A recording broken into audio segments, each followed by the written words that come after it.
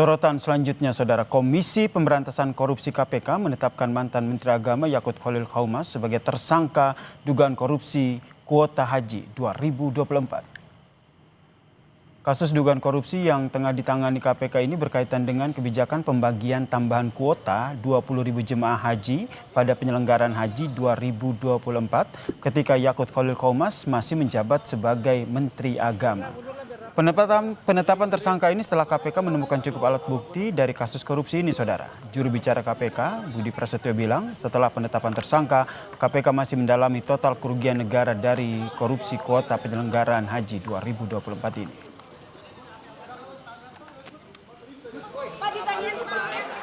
Perbuatan melawan hukum yang bersangkutan ini, maka kemudian penyidik menetapkan tersangka kepada dua orang, yaitu Saudara YCQ dan Saudara IAA.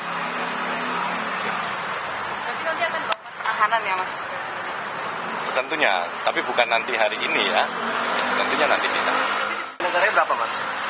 Saat ini masih menunggu finalisasi dari kawan-kawan BPK, kita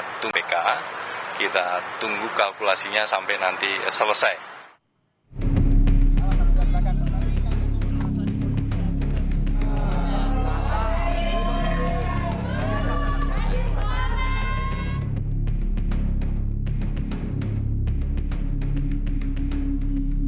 Disidik sejak Agustus 2025 atau 6 bulan lalu, akhirnya KPK menetapkan mantan Menteri Agama Yakut Khalil Qomas menjadi tersangka kasus dugaan korupsi kuota haji.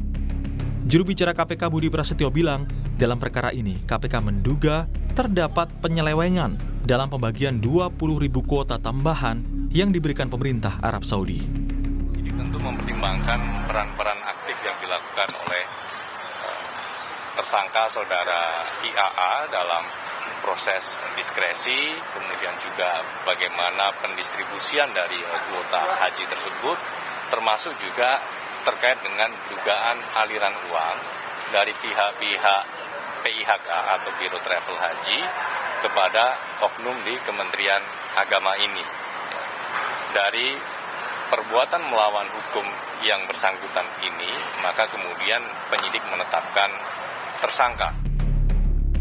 Sebelumnya, mantan Menteri Agama Yakut Khalil Qomas menjalani pemeriksaan di Gedung Merah Putih KPK Jakarta 17 Desember lalu terkait dugaan korupsi kuota haji tahun 2023-2024. Saat ditanya soal materi penyidikan, Yakut tak mengomentari kasus yang menjeratnya.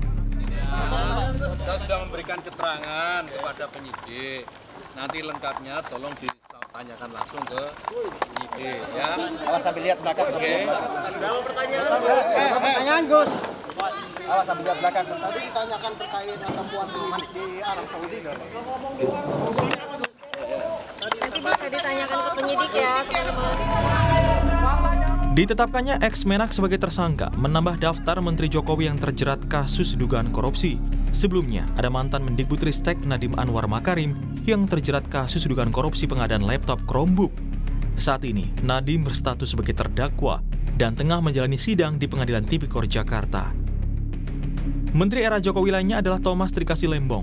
Tom Lembong telah dinyatakan bersalah dalam kasus korupsi impor gula dan divonis 4 tahun 6 bulan. Namun ia akhirnya dibebaskan pada 1 Agustus 2025 setelah mendapatkan abolisi oleh Presiden Prabowo Subianto. Tim Liputan, Kompas TV.